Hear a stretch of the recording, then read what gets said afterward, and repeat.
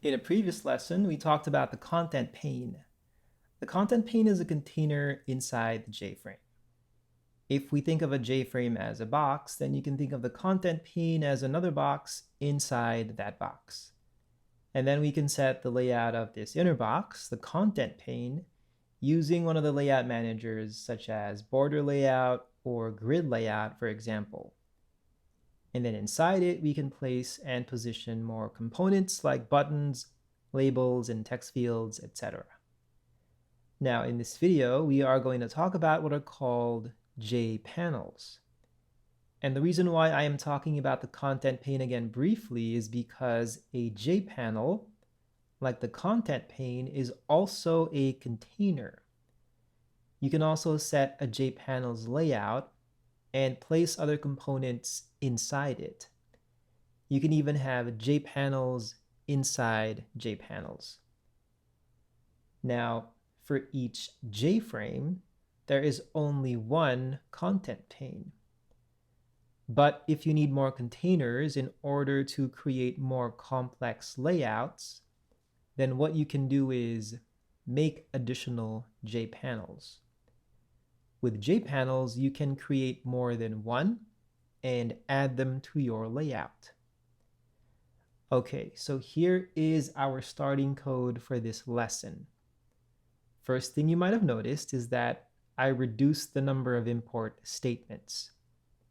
Instead of importing each class one by one, I used the asterisk wildcard in order to import all of the classes within these two packages.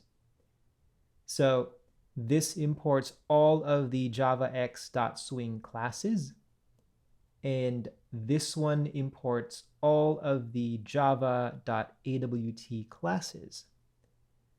But take note that this does not import the classes under java.awt.event.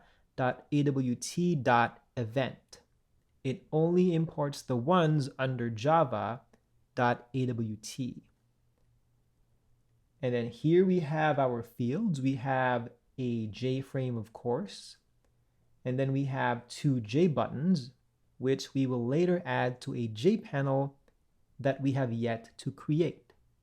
And here is our constructor that initializes our fields. And finally, our setup GUI method, which for now just sets the size, the title, the default close operation, and the visibility. Notice that I am not accessing the content pane in this one. I plan on placing the buttons in the JPanel instead. But even though I am not accessing it, I'd like to point out that the content pane actually still exists. It's still there. We're just not explicitly accessing it in this example. And then I also removed the event handler code from the previous lesson, just to simplify the example and have less code to manage. Okay, so now let's go ahead and add another field for our JPanel.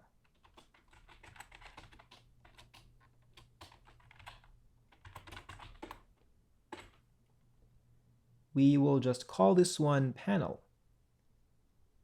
And then in the constructor, let's instantiate the JPanel.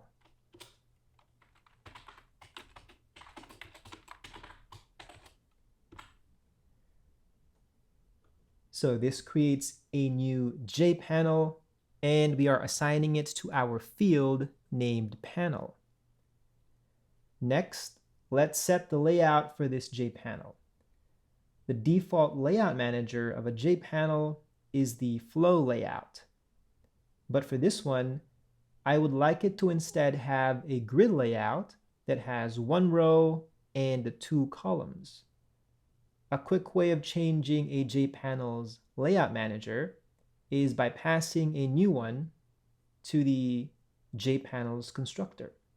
So let's create a new grid layout manager object and pass it to this JPanel's constructor.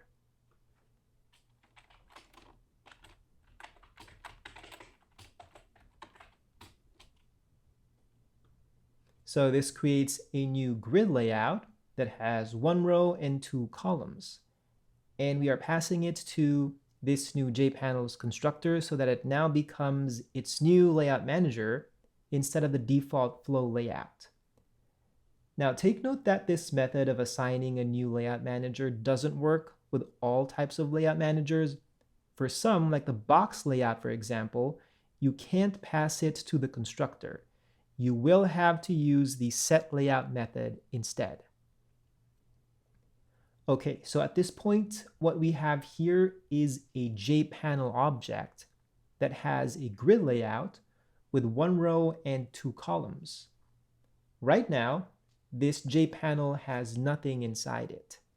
And also, this JPanel has not yet been added to the JFrame. Simply creating a JPanel does not automatically add it to the JFrame. So if we run this now, we're just going to see an empty JFrame. But first, what I'm going to do here is add these J buttons to the JPanel. Let's do that here in the setup GUI method.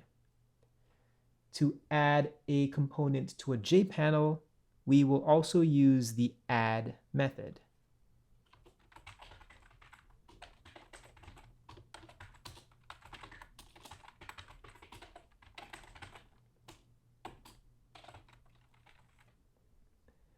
So this adds button 1 to the first cell of the panel, which has a grid layout. And this next one adds button 2 to the second cell of the panel. Now the JPanel itself doesn't have any visible borders by default.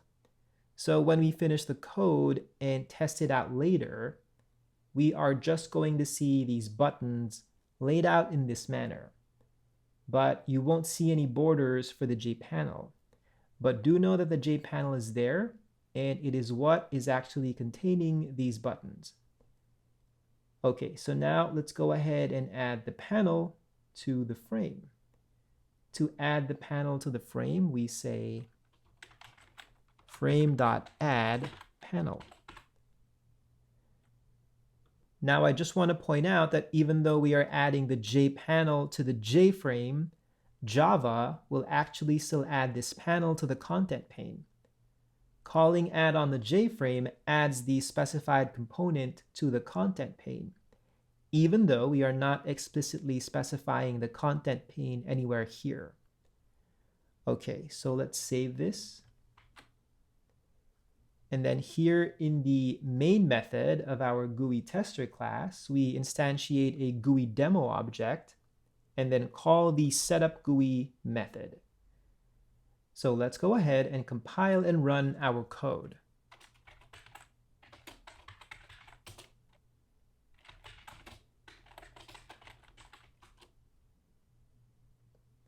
And here is our GUI.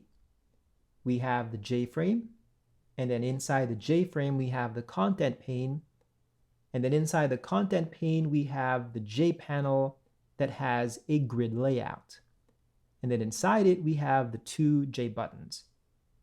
Okay, so now you might be wondering why we had to make a JPanel for this example. We could have just set the content pane's layout and then added the buttons directly into the content pane instead. So we don't actually need the JPanel here. However, the point of this video is to just introduce you to the JPanel class first. In the next video, we will take a look at an example that better illustrates a good use case for JPanels. And before we end this video, let me just show you the alternative way of setting a JPanel's layout manager. Instead of passing the layout manager to the JPanel's constructor, we can use the setLayout method instead.